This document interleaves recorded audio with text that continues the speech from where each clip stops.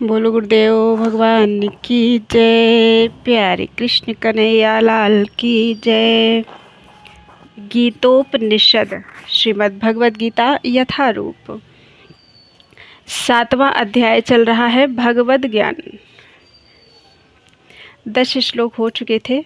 आज 11वें श्लोक से बलम बलवतां चाहम काम राग विवर्जितम धर्मा विरुद्धो भूतेषु कामोष्मि भरतर्षभ।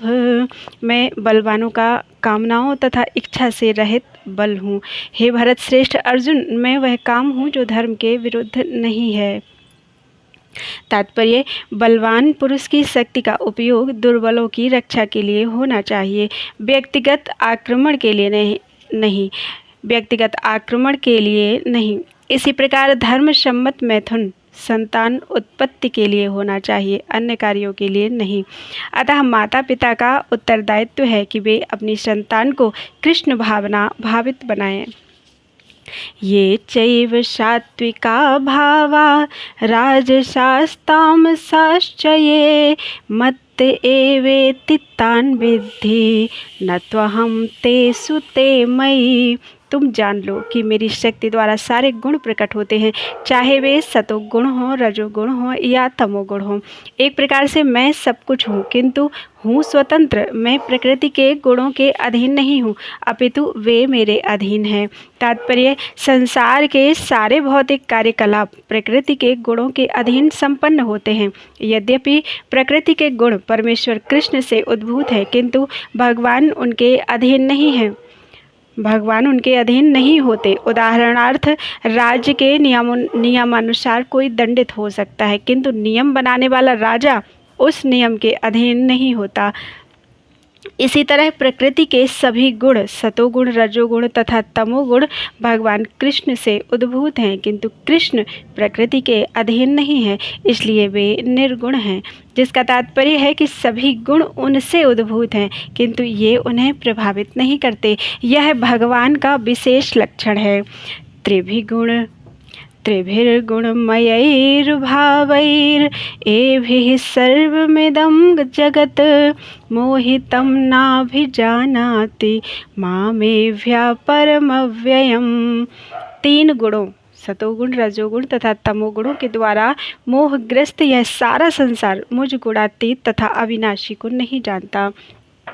तात्पर्य, सारा संसार प्रकृति के 3 गुणों से मोहित है। जो लोग इस प्रकार से 3 गुणों के द्वारा मोहित हैं, वे नहीं जान सकते कि परमेश्वर कृष्ण इस प्रकृति से परे हैं। प्रत्येक जीव को प्रकृति के वशीभूत होकर एक विशेष प्रकार का शरीर मिलता है और तदनुसार उसे एक विशेष मनोवैज्ञानिक अर्थात मानसिक तथा शारीरिक कार्य करना होता है। प्रकृति के 3 गुणों के अंतर्गत कार्य करने वाले मनुष्यों की 4 श्रेणियां हैं। जो नितांत सतोगुणी हैं वे ब्राह्मण, जो रजोगुणी हैं वे क्षत्रिय, और जो रजोगुणी एवं तमोगुणी दोनों हैं वे वैश्य कहलाते हैं, तथा जो नितांत तमोगुणी हैं वे शूद्र कहलाते हैं। जो इनसे भी नीचे हैं वे पशु हैं। फिर ये उपाधियां स्थायी नहीं हैं। मैं ब्राह्मण, क्षत्रिय, वैश्य या कुछ भी हो सकता हूँ। जो भी हो, यह जीवन नश्वर है। यद्यपि यह जीवन नश्वर है और हम नहीं जान पाते कि अगले जीवन में हम क्या होंगे, किंतु माया के वश में रहकर हम अपने आप को देहात्म बुद्धि के द्वारा अमेरिकी, भारतीय, रूसी या ब्राह्मण, हिंदू, मुसलमान आदि कहकर सोचते हैं। और यदि हम प्रकृति के गुणों में बंध जाते हैं तो हम उस भगवान को भूल जाते हैं जो इन गुणों के मूल में है। अतः भगवान का कहना है कि सारे जीव प्रकृति के इन गुणों द्वारा मोहित होकर यह नहीं समझ पाते कि इस संसार की पृष्ठभूमि में भगवान है। जीव कई प्रकार के हैं, यथा मनुष्य, देवता, पशु आदि, और इनमें से हर एक प्रकृति के वश में है। और ये सभी दिव्य पुरुष भगवान को भूल चुके हैं। जो रजोगुणी तथा तमोगुणी हैं, यहाँ तक कि जो सतोगुणी भी हैं, वे भी परम सत्य के निर्विशेष ब्रह्म स्वरूप से आगे नहीं बढ़ पाते। वे सब भगवान के साक्षात साक्षात स्वरूप के समक्ष संभ्रमित हो जाते हैं, जिसमें सारा सौंदर्य, ऐश्वर्य, ज्ञान, बल, यश तथा त्याग भरा है। जब सतोगुणी तक इस स्वरूप को समझ नहीं पाते तो उनसे क्या आशा की जाए जो रजोगुणी या तमोगुणी हैं। कृष्ण भावना अमृत प्रकृति के इन तीनों गुणों से परे है, और जो लोग निसंदेह कृष्ण भावना अमृत में स्थित हैं वे ही वास्तव में मुक्त हैं। दैवी ह्येषा गुणमयी मम माया दुरत्यया मामेव ये प्रपद्यन्ते माया में ताम तरन्ति ते। प्रकृति के 3 गुणों वाली इस मेरी दैवी शक्ति को पार कर पाना कठिन है, किंतु जो मेरे शरणागत हो जाते हैं वे सरलता से इसे पार कर जाते हैं। तात्पर्य, भगवान की शक्तियाँ अनंत हैं और ये सारी शक्तियाँ दैवी हैं। यद्यपि जीवात्माएं उनकी शक्तियों के अंश हैं, अतः दैवी हैं, किंतु भौतिक शक्ति के संपर्क में रहने से उनकी पराशक्ति आच्छादित रहती है। इस प्रकार भौतिक शक्ति से आच्छादित होने के कारण मनुष्य उसके प्रभाव का अतिक्रमण नहीं कर पाता। जैसा कि पहले कहा जा चुका है, परा तथा अपरा शक्तियाँ भगवान से उद्भूत होने के कारण नित्य हैं। जीव भगवान की पराशक्ति से संबंधित होते हैं, किंतु अपरा शक्ति अर्थात पदार्थ के द्वारा दूषित होने से उनका मोह भी नित्य होता है। अतः बद्ध जीव नित्य बद्ध है, कोई भी उनके बद्ध होने की तिथि को नहीं बता सकता। फलस्वरूप प्रकृति के चंगुल से उसका छूट पाना अत्यंत कठिन है। भले ही प्रकृति अपराशक्ति क्यों न हो, क्योंकि भौतिक शक्ति परमेच्छा द्वारा संचालित होती है, जिसे लांघ पाना जीव के लिए कठिन है। यहाँ पर अपरा भौतिक प्रकृति को दैवी प्रकृति कहा गया है, क्योंकि इसका संबंध दैवी है तथा इसका चालन दैवी इच्छा से होता है। दैवी इच्छा से संचालित होने के कारण भौतिक प्रकृति अपरा होते हुए भी दृश्य जगत के निर्माण तथा विनाश में महत्वपूर्ण भूमिका निभाती है। वेदों में इसकी पुष्टि इस प्रकार हुई है, मायां तु प्रकृतिम विद्यान मायेनम तु महेश्वरम। यद्यपि माया मिथ्या या नश्वर है, किंतु माया की पृष्ठभूमि में परम जादूगर भगवान है, जो परम नियंता महेश्वर हैं। श्वेताश्वर उपनिषद। गुण का दूसरा अर्थ रस्सी अर्थात रज्जु है। इससे यह समझना चाहिए कि बद्ध जीव मोह रूपी रस्सी से जकड़ा हुआ है। यदि मनुष्य के हाथ पैर बांध दिए जाएं तो वह अपने को छुड़ा नहीं सकता। उसकी सहायता के लिए कोई ऐसा व्यक्ति चाहिए जो बंधा ना हो, चूँकि एक बंधा हुआ व्यक्ति दूसरे बंधे व्यक्ति की सहायता नहीं कर सकता। अतः रक्षक को मुक्त होना चाहिए। अतः केवल कृष्ण या उनके प्रामाणिक प्रतिनिधि गुरु ही बद्ध जीव को छुड़ा सकते हैं। बिना ऐसी उत्कृष्ट सहायता के भवबंधन से छुटकारा नहीं मिल सकता। भक्ति या कृष्ण भावनामृत इस प्रकार के छुटकारे में सहायक हो सकता है। कृष्ण माया के अधीश्वर होने के नाते इस दुर्लभ शक्ति को आदेश दे सकते हैं कि बद्ध जीव को छोड़ दे। वे शरणागत जीव पर अहेतुकी कृपा तथा वात्सल्यवश ही जीव को मुक्त किए जाने का आदेश देते हैं, क्योंकि जीव मूलतः भगवान का प्रिय पुत्र है। अतः निष्ठुर माया के बंधन से मुक्त होने का एकमात्र साधन है भगवान के चरण कमलों की शरण ग्रहण करना। मामेव पद भी अत्यंत सार्थक है। माम का अर्थ है एकमात्र कृष्ण, विष्णु को, ब्रह्मा या शिव को नहीं। यद्यपि ब्रह्मा, माम का अर्थ है एकमात्र कृष्ण अर्थात विष्णु, ब्रह्मा या शिव को नहीं। यद्यपि ब्रह्मा तथा शिव भी अत्यंत महान हैं और प्रायः विष्णु के ही समान है, किंतु ऐसे रजोगुण तथा तमोगुण के अवतारों के लिए संभव नहीं कि वे बद्ध जीव को माया के चंगुल से छुड़ा सके। दूसरे शब्दों में ब्रह्मा तथा शिव दोनों ही माया के वश में रहते हैं। केवल विष्णु माया के स्वामी हैं, अतः वे ही बद्ध जीव को मुक्त कर सकते हैं। वेदों में श्वेताश्वर उपनिषद में इसकी पुष्टि तमेव विदित्वा के द्वारा की गई है, जिसका अर्थ है कृष्ण को जान लेने पर ही मुक्ति संभव है। शिव जी भी पुष्टि करते हैं कि केवल विष्णु कृपा से मुक्ति प्राप्त की जा सकती है। मुक्ति प्रदाता सर्वेषां विष्णुरेव न संशयः, अर्थात इसमें संदेह नहीं कि विष्णु ही सबों के मुक्तिदाता हैं। न मां दुष्कृतिनो मूढाः प्रपद्यन्ते नराधमाः माययापहृतज्ञाना आसुरं भावमाश्रिताः। जो निपट मूर्ख हैं, जो मनुष्यों में अधम हैं, जिनका ज्ञान माया द्वारा हर लिया गया है, तथा जो असुरों की नास्तिक प्रकृति को धारण करने वाले हैं, ऐसे दुष्ट मेरी शरण ग्रहण नहीं करते। तात्पर्य, भगवद गीता में यह कहा गया है कि श्री भगवान के चरण कमलों की शरण ग्रहण करने से मनुष्य प्रकृति के कठोर नियमों को लांघ सकता है। यहाँ पर यह प्रश्न उठता है कि तो फिर विद्वान, दार्शनिक, वैज्ञानिक, व्यापारी, शासक तथा जनता के नेता सर्वशक्तिमान भगवान श्री कृष्ण के चरण कमलों की शरण ग्रहण क्यों नहीं करते? बड़े बड़े जननेता विभिन्न विधियों से विभिन्न योजनाएं बनाकर अत्यंत धैर्यपूर्वक जन्म जन्मांतर तक प्रकृति के नियमों से मुक्ति की खोज करते हैं, किंतु यदि वही मुक्ति भगवान के चरण कमलों की शरण ग्रहण करने मात्र से संभव हो, तो ये बुद्धिमान तथा श्रमशील मनुष्य इस सरल विधि को क्यों नहीं अपनाते? गीता इसका उत्तर अत्यंत स्पष्ट शब्दों में देती है। समाज के वास्तविक विद्वान नेता यथा ब्रह्मा, शिव, कपिल, कुमारगण, मनु, व्यास, देवल, असित, जनक, प्रहलाद, बलि तथा उनके पश्चात मध्वाचार्य, रामानुजाचार्य, श्री चैतन्य तथा बहुत से अन्य श्रद्धावान दार्शनिक, राजनीतिक, शिक्षक, विज्ञानी आदि हैं, जो सर्वशक्तिमान परम पुरुष के चरणों में शरण लेते हैं। किंतु जो लोग वास्तविक दार्शनिक, विज्ञानी, शिक्षक, प्रशासक आदि नहीं हैं, किंतु भौतिक लाभ के लिए ऐसा बनते हैं, वे परमेश्वर की योजना या पथ को स्वीकार नहीं करते। उन्हें ईश्वर का कोई ज्ञान नहीं होता। वे अपनी सांसारिक योजनाएं बनाते हैं और संसार की समस्याओं को हल करने के अपने व्यर्थ प्रयासों के द्वारा स्थिति को और जटिल बना देते हैं। चूँकि भौतिक शक्ति इतनी बलवती है, इसलिए वह नास्तिकों की अवैध योजनाओं का प्रतिरोध करती है और योजना आयोगों के ज्ञान को ध्वस्त कर देती है। नास्तिक योजना निर्माताओं को यहाँ पर दुष्कृतिनः कहा गया है, जिसका अर्थ है दुष्ट जन। कृति का अर्थ पुण्यात्मा होता है।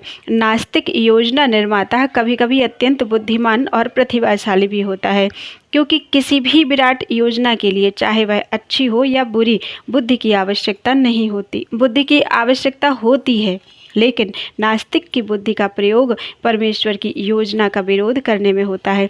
इसीलिए नास्तिक योजना निर्माता दुष्कृति कहलाता है, जिससे सूचित होता है कि उसकी बुद्धि तथा प्रयास उल्टी दिशा की ओर होते हैं। गीता में यह स्पष्ट कहा गया है कि भौतिक शक्ति परमेश्वर के पूर्ण निर्देशन में कार्य करती है।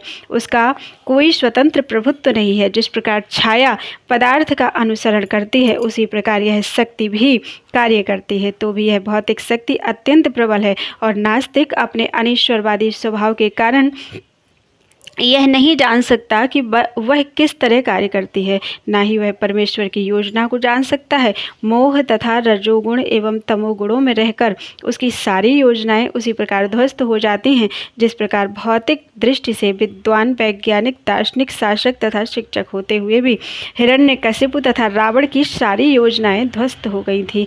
ये दुष्कृति या दुष्ट 4 प्रकार के होते हैं, जिनका वर्णन नीचे दिया जाता है।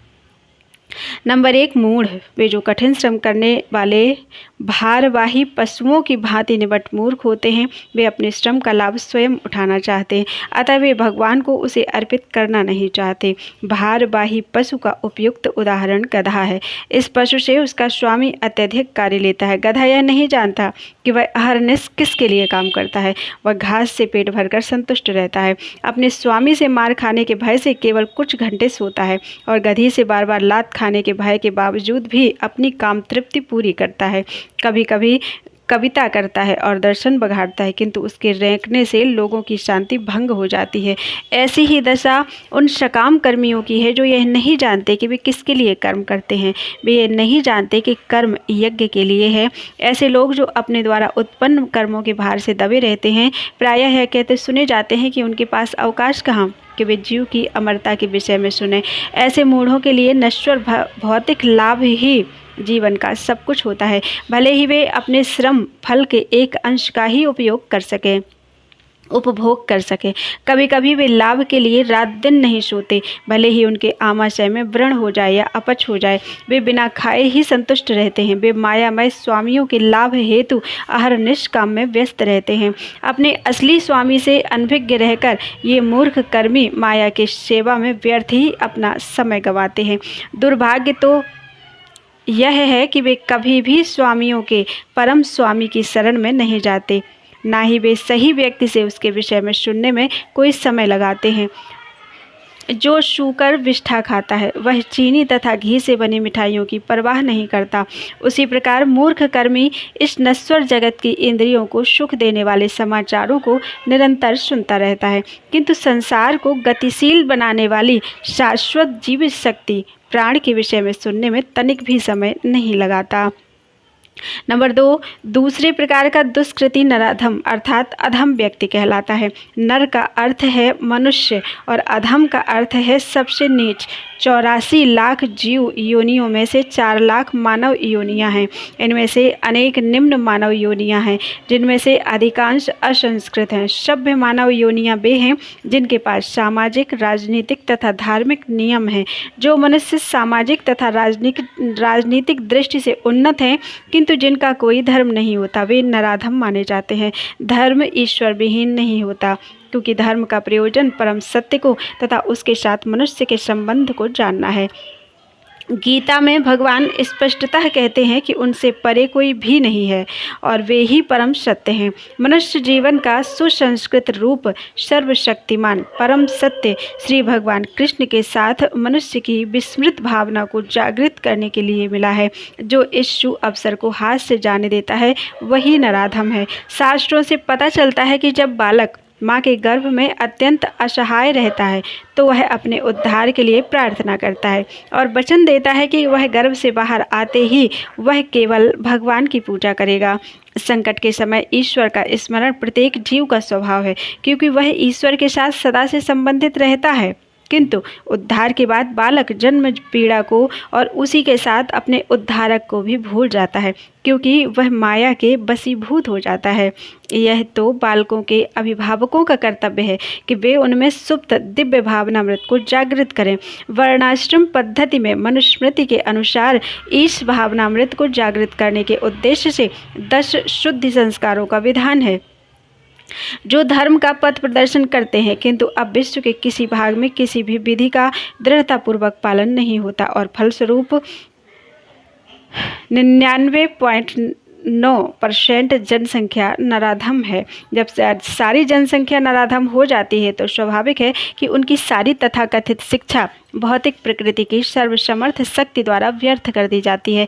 गीता के अनुसार विद्वान पुरुष वही है जो एक ब्राह्मण, कुत्ता, गाय, हाथी तथा चांडाल को समान दृष्टि से देखता है। असली भक्त की भी ऐसी ही दृष्टि होती है। गुरु रूप ईश्वर के अवतार श्री नित्यानंद प्रभु ने 2 भाइयों जगाई तथा मधाई नामक विशिष्ट नराधमों का उद्धार किया और यह दिखला दिया कि किस प्रकार शुद्ध भक्त नराधमों पर दया करता है। और जो नराधम भगवान द्वारा बहिष्कृत किया जाता है वह केवल भक्त की अनुकंपा से पुनः अपना आध्यात्मिक भावनामृत प्राप्त कर सकता है। श्री चैतन्य महाप्रभु ने भागवत धर्म का प्रवर्तन करते हुए संस्तुति की है कि लोग विनीत भाव से भगवान के संदेशों को सुने। इस संदेश का सार भगवत गीता है। विनीत भाव से श्रवण करने मात्र से अधम मनुष्यों का उद्धार हो सकता है, किंतु दुर्भाग्यवश वे इस संदेश को सुनना तक नहीं चाहते। परमेश्वर की इच्छा के प्रति समर्पण करना तो दूर रहा, ये नराधम मनुष्य के प्रधान कर्तव्य की डटकर उपेक्षा करते हैं। तीसरा प्रकार है दुष्कृतियों की तीसरी श्रेणी माययापहृत ज्ञानाः की है, अर्थात ऐसे व्यक्तियों की जिनका प्रकांड ज्ञान माया के प्रभाव से शून्य हो चुका है। ये अधिकांशतः बुद्धिमान व्यक्ति होते हैं, यथा महान दार्शनिक, कवि, साहित्यकार, वैज्ञानिक आदि, किंतु माया इन्हें भ्रांत कर देती है, जिसके कारण ये परमेश्वर की अवज्ञा करते हैं। इस समय माययापहृत ज्ञानाः की बहुत बड़ी संख्या है, यहाँ तक कि वे भगवत गीता के विद्वानों के मध्य भी हैं। गीता में अत्यंत सीधी सरल भाषा में कहा गया है कि श्री कृष्ण ही भगवान हैं, ना तो कोई उनके तुल्य है ना ही उनसे बड़ा। वे समस्त मनुष्यों के आदि पिता, ब्रह्मा के भी पिता बताए गए हैं। वास्तव में वे ब्रह्मा ब्रह्मा के ही नहीं अपितु समस्त जीव योनियों के भी पिता हैं। निराकार ब्रह्म तथा परमात्मा के मूल हैं और जीवात्मा में स्थित परमात्मा उनका अंश है। वे सबके उत्स हैं और सबों को सलाह दी जाती है कि उनके चरण कमलों के शरणागत बने। इन सब कथनों के बावजूद ये मायायापहृत ज्ञानाः भगवान का उपहास करते हैं और उन्हें एक सामान्य मनुष्य मानते हैं। वे यह नहीं जानते कि भाग्यशाली मानव जीवन श्री भगवान के दिव्य शाश्वत स्वरूप के अनुरूप ही रचा गया है। गीता की ऐसी सारी अवैध व्याख्याएं जो मायायापहृत ज्ञानाः वर्ग के लोगों के द्वारा की गई हैं और परंपरा पद्धति से हटकर हैं, आध्यात्मिक जानकारी के पथ में रोड़े का कार्य करती हैं।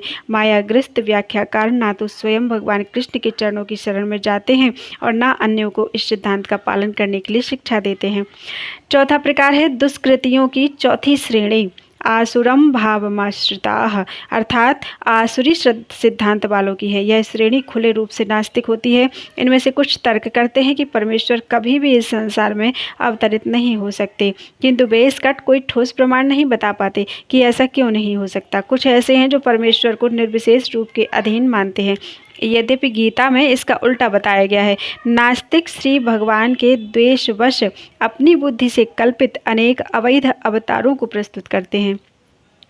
ऐसे लोग जिनके जीवन का एकमात्र उद्देश्य भगवान को नकारना है, श्री कृष्ण के चरण कमलों के कभी शरणागत नहीं हो सकते।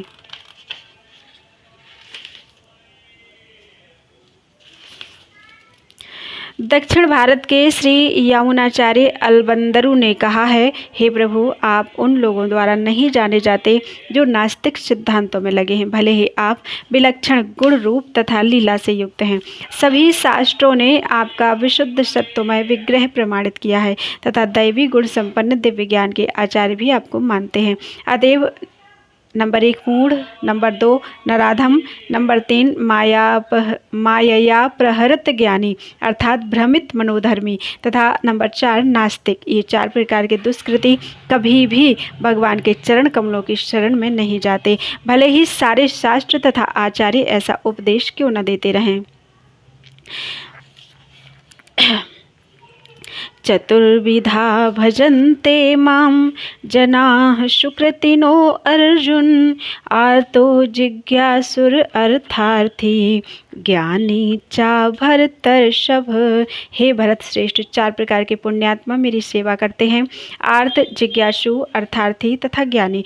तात्पर्य, दुष्कृति के सर्वथा विपरीत ऐसे लोग हैं जो शास्त्रीय विधि विधानों का दृढ़ता से पालन करते हैं और ये सुकृति न कहलाते हैं, अर्थात ये वे लोग हैं जो शास्त्रीय विधि विधानों, नैतिक तथा सामाजिक नियमों को मानते हैं और परमेश्वर के प्रति न्यूनाधिक भक्ति करते हैं। इन लोगों की 4 श्रेणियां हैं, वे जो पीड़ित हैं, वे जिन्हें धन की आवश्यकता है, वे जिन्हें जिज्ञासा है और वे जिन्हें परम सत्य का ज्ञान है। ये सारे लोग विभिन्न परिस्थितियों में परमेश्वर की भक्ति करते रहते हैं। ये शुद्ध भक्त नहीं है, क्योंकि ये भक्ति के बदले कुछ महत्वाकांक्षाओं की पूर्ति करना चाहते हैं। शुद्ध भक्ति निष्काम होती है और उसमें किसी लाभ की आकांक्षा नहीं रहती। भक्ति रसामृत सिंधु में शुद्ध भक्ति की परिभाषा इस प्रकार की गई है, अन्याभिलाषिता शून्यम ज्ञान कर्माद्यनावृतम अनुकूल्येन कृष्णानुशीलनम भक्तिरुत्तमा। मनुष्य को चाहिए कि परमेश्वर कृष्ण की दिव्य प्रेमा भक्ति किसी सकाम कर्म अथवा मनोधर्म द्वारा भौतिक लाभ की इच्छा से रहित होकर करे, यही शुद्ध भक्ति कहलाती है। जब ये 4 प्रकार के लोग परमेश्वर के पास भक्ति के लिए आते हैं और शुद्ध भक्ति की संगति से पूर्णतया शुद्ध हो जाते हैं, तो ये भी शुद्ध भक्त हो जाते हैं। जहाँ तक दुष्टों अर्थात दुष्कृतियों का प्रश्न है, उनके लिए भक्ति दुर्गम है, क्योंकि उनका जीवन स्वार्थपूर्ण, अनियमित तथा निरुद्देश्य होता है। किंतु इनमें से भी कुछ लोग शुद्ध भक्त के संपर्क में आने पर शुद्ध भक्त बन जाते हैं। जो लोग सदैव सकाम कर्मों में व्यस्त रहते हैं, वे संकट के समय भगवान के पास आते हैं और तब वे शुद्ध भक्तों की संगति करते हैं तथा विपत्ति में भगवान के भक्त बन जाते हैं। जो बिल्कुल हताश हैं, वे भी कभी कभी शुद्ध भक्तों की संगति करने आते हैं और ईश्वर के विषय में जानने की जिज्ञासा करते हैं। इसी प्रकार शुष्क चिंतक जब ज्ञान के प्रत्येक क्षेत्र से हताश हो जाते हैं, तो वे भी कभी कभी ईश्वर को जानना चाहते हैं। और वे भगवान की भक्ति करने आते हैं। इस प्रकार ये निराकार ब्रह्म तथा अंतर्यामी परमात्मा के ज्ञान को पार कर जाते हैं और भगवत कृपा से या उनके शुद्ध भक्ति की कृपा से उन्हें साकार भगवान का बोध हो जाता है। कुल मिलाकर जब आर्त, जिज्ञासु, ज्ञानी तथा धन की इच्छा रखने वाले समस्त भौतिक इच्छाओं से मुक्त हो जाते हैं और जब वे यह भली भांति समझ जाते हैं कि भौतिक आसक्ति से आध्यात्मिक उन्नति का कोई सरोकार नहीं है, तो वे शुद्ध भक्त बन जाते हैं। जब तक ऐसी शुद्ध अवस्था प्राप्त नहीं हो जाती तब तक भगवान की दिव्य सेवा में लगे भक्त सकाम कर्मों में या संसारिक ज्ञान की खोज में अनुरक्त रहते हैं। अतः शुद्ध भक्ति की अवस्था तक पहुँचने के लिए मनुष्य को इन सबों को लांघना होता है। तेषां ज्ञानी नित्ययुक्त एक भक्तिर्विशिष्यते प्रियो हि ज्ञानिनो अत्यर्थम अहम सचमम प्रिया। इनमें से जो परम ज्ञानी है और शुद्ध भक्ति में लगा रहता है वह सर्वश्रेष्ठ है, क्योंकि मैं उसे अत्यंत प्रिय हूँ और वह मुझे प्रिय है। तात्पर्य भौतिक इच्छाओं के समस्त कलमश से मुक्त, आर्त, जिज्ञासु, धनहीन तथा ज्ञानी ये सब शुद्ध भक्त बन सकते हैं, किंतु इनमें से जो परम सत्य का ज्ञानी है और भौतिक इच्छाओं से मुक्त होता है वही भगवान का शुद्ध भक्त हो पाता है। इन चार वर्गों में से जो भक्त ज्ञानी है और साथ ही भक्ति में लगा रहता है वह भगवान के कथनानुसार सर्वश्रेष्ठ है। ज्ञान की खोज करते रहने से मनुष्य को अनुभूति होती है और उसका आत्मा उसके भौतिक शरीर से भिन्न है, ये उसको अनुभूति होती है। अधिक उन्नति करने पर उसे निर्विशेष ब्रह्म तथा परमात्मा का ज्ञान होता है। जब वह पूर्णतया शुद्ध हो जाता है तो उसे ईश्वर के नित्य दास के रूप में अपनी स्वाभाविक स्थिति की अनुभूति होती है। इस प्रकार शुद्ध भक्ति की संगति से आर्त, जिज्ञासु, धन का इच्छुक तथा ज्ञानी स्वयं शुद्ध हो जाते हैं। किंतु प्रारंभिक अवस्था में जिस व्यक्ति को परमेश्वर का पूर्ण ज्ञान होता है और साथ ही जो उनकी भक्ति करता रहता है वह व्यक्ति भगवान को अत्यंत प्रिय होता है। जिसे भगवान की दिव्यता का शुद्ध ज्ञान प्राप्त होता है वह भक्ति द्वारा इस तरह सुरक्षित रहता है कि भौतिक कल्मश उसे छू भी नहीं पाते। उदाराः सर्व एवैते ज्ञानी त्वात्मैव मे मतम् आस्थितः सहि युक्तात्मा मामेवानुत्तमां गतिम। निसंदेह ये सब उदार चेता व्यक्ति हैं, किंतु जो मेरे ज्ञान को प्राप्त है उसे मैं अपने ही समान मानता हूँ। वह मेरी दिव्य सेवा में तत्पर रहकर मुझ सर्वोच्च उद्देश्य को निश्चित रूप से प्राप्त करता है। ऐसा नहीं है कि जो कम ज्ञानी भक्त हैं वे भगवान को प्रिय नहीं है। भगवान कहते हैं कि सभी उदार चेता हैं, क्योंकि चाहे जो भी भगवान के पास किसी भी उद्देश्य से आए वह महात्मा कहलाता है। जो भक्त भक्ति के बदले कुछ लाभ चाहते हैं उन्हें भगवान स्वीकार करते हैं, क्योंकि इससे स्नेह का विनिमय होता है। वे स्नेहवश भगवान से लाभ की याचना करते हैं और जब उन्हें वह प्राप्त हो जाता है तो वे इतने प्रसन्न होते हैं कि वे भगवत भक्ति करने लगते हैं। किंतु ज्ञानी भक्त भगवान को इसलिए प्रिय है कि उसका उद्देश्य प्रेम तथा भक्ति से परमेश्वर की सेवा करना होता है। ऐसा भक्त भगवान की सेवा किए बिना क्षण भर भी नहीं रह सकता। इसी प्रकार परमेश्वर अपने भक्त को बहुत चाहते हैं और वे उससे विलग नहीं हो पाते। श्रीमद् भागवत में भगवान कहते हैं, साधवो हृदयम मह्यम साधूनां हृदयम त्वहम मदन्यते न जानन्ति नाहं तेभ्यो मनागपि। भक्तगण सदैव मेरे हृदय में वास करते हैं और मैं भक्तों के हृदयों में वास करता हूँ। भक्त मेरे अतिरिक्त और कुछ नहीं जानता और मैं भी भक्त को कभी नहीं भूलता। मेरे तथा शुद्ध भक्तों के बीच घनिष्ठ संबंध रहता है। ज्ञानी शुद्ध भक्त कभी भी आध्यात्मिक संपर्क से दूर नहीं होते, अतः वे मुझे अत्यंत प्रिय हैं। बहूनां जन्मनामन्ते ज्ञानवान् मां प्रपद्यते वासुदेवः सर्वमिति स महात्मा सुदुर्लभः। अनेक जन्म जन्मांतर के बाद जिसे सचमुच ज्ञान होता है वह मुझको समस्त कारणों का कारण जानकर मेरी शरण में आता है। ऐसा महात्मा अत्यंत दुर्लभ होता है। तात्पर्य, भक्ति या दिव्य अनुष्ठानों को करता हुआ जीव अनेक जन्मों के पश्चात इस दिव्य ज्ञान को प्राप्त कर सकता है कि आत्म साक्षात्कार का चरम लक्ष्य श्री भगवान हैं। आत्म साक्षात्कार काल के प्रारंभ में जब मनुष्य भौतिकता का परित्याग करने का प्रयत्न करता है तब निर्विशेषवाद की ओर उसका झुकाव हो सकता है, किंतु आगे बढ़ने पर वह यह समझ पाता है कि आध्यात्मिक जीवन में भी कार्य हैं और इन्हीं से भक्ति का विधान होता है। इसकी अनुभूति होने पर वह भगवान के प्रति आसक्त हो जाता है और उनकी शरण ग्रहण कर लेता है। इस अवसर पर वह समझ सकता है कि श्री कृष्ण की कृपा ही सर्वस्व है, वे ही सब कारणों के कारण हैं और यह जगत उनसे स्वतंत्र नहीं है। वह इस भौतिक जगत को आध्यात्मिक विविधताओं का विकृत प्रतिबिंब मानता है और अनुभव करता है कि प्रत्येक वस्तु का परमेश्वर कृष्ण से संबंध है। इस प्रकार वह प्रत्येक वस्तु को वासुदेव श्री कृष्ण से संबंधित समझता है। इस प्रकार की वासुदेवमयी व्यापक दृष्टि होने पर भगवान कृष्ण को परम लक्ष्य मानकर शरणागति प्राप्त होती है। ऐसे शरणागत महात्मा दुर्लभ हैं। इस श्लोक की सुंदर व्याख्या श्वेताश्वतर उपनिषद में मिलती है। सहस्र शीर्षा पुरुषः सहस्राक्षः सहस्रपात् सभूमिं विश्वतो वृत्वात् या तिष्ठत दशांगुलम् पुरुष एवेदं सर्वं यद्भूतं यच्च भव्ययम् उतामृतत्यशेषानु यदन्नेनातिरोहति। छांदोग्य उपनिषद में कहा गया है, न वै वाचो न चक्षुंसि न श्रोत्राणि न मनांसि इत्याचक्षते प्राण इति एवाचक्षते प्राणो हेवैतानि सर्वाणि भवन्ति। जीव के शरीर की बोलने की शक्ति, देखने की शक्ति, सुनने की शक्ति, सोचने की शक्ति ही प्रधान नहीं है। समस्त कार्यों का केंद्र बिंदु तो यह जीवन अर्थात प्राण है। इसी प्रकार भगवान वासुदेव या भगवान श्री कृष्ण ही समस्त पदार्थों में मूल सत्ता हैं। इस देह में बोलने, देखने, सुनने तथा सोचने आदि की शक्तियां हैं, किंतु यदि वे भगवान से संबंधित ना हो तो सभी व्यर्थ हैं। वासुदेव सर्वव्यापी हैं और प्रत्येक वस्तु वासुदेव है।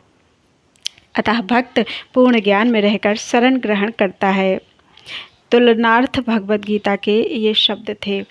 कामस्तैस्तै हृतज्ञानाः प्रपद्यन्ते अन्य देवताः तं तं नियममास्थाय प्रकृत्या नियताः स्वया। जिनकी बुद्धि भौतिक इच्छाओं द्वारा मारी गई है वे देवताओं की शरण में जाते हैं और वे अपने अपने स्वभाव के अनुसार पूजा के विशेष विधि विधानों का पालन करते हैं।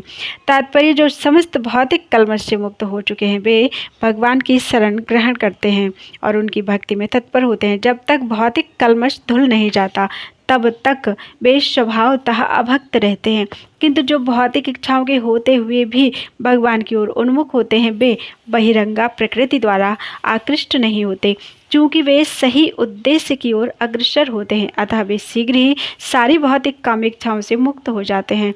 श्रीमद् भागवत में कहा गया है कि मनुष्य को चाहिए कि स्वयं को वासुदेव के प्रति समर्पित करे और उनकी पूजा करे, चाहे वह भौतिक इच्छाओं से रहित हो या भौतिक इच्छाओं से पूरित हो या भौतिक कलमश से मुक्ति चाहता हो। जैसा कि भागवत में कहा गया है, अकामः सर्वकामो वा मोक्ष काम उदारधीः तीव्रेण भक्ति योगेन यजेत पुरुषं परम। जो अल्पज्ञ हैं तथा जिन्होंने अपनी आध्यात्मिक चेतना खो दी है वे भौतिक इच्छाओं की अविलंब पूर्ति के लिए देवताओं की शरण में जाते हैं। सामान्यतः ऐसे लोग भगवान की शरण में नहीं जाते क्योंकि वे निम्नतर गुणों वाले रजोगुण तथा तमोगुणी होते हैं। अतः वे विभिन्न देवताओं की पूजा करते हैं। वे पूजा के विधि विधानों का पालन करने में ही प्रसन्न रहते हैं।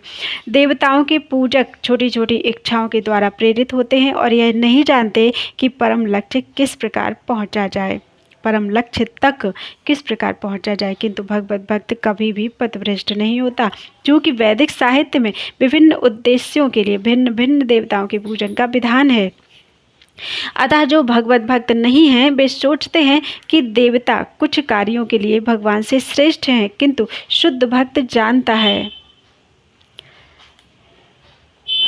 कि भगवान कृष्ण ही सबके स्वामी हैं। चैतन्य चरितामृत में कहा गया है, एकले ईश्वर कृष्ण आर सब भृत्य। केवल भगवान कृष्ण ही स्वामी हैं और अन्य सब दास हैं।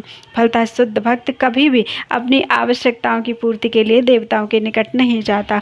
वह तो परमेश्वर पर निर्भर रहता है और वे जो कुछ भी देते हैं उसी से संतुष्ट रहता है। बोल वृंदावन बिहारी लाल की जय। 20 श्लोक हो चुके हैं।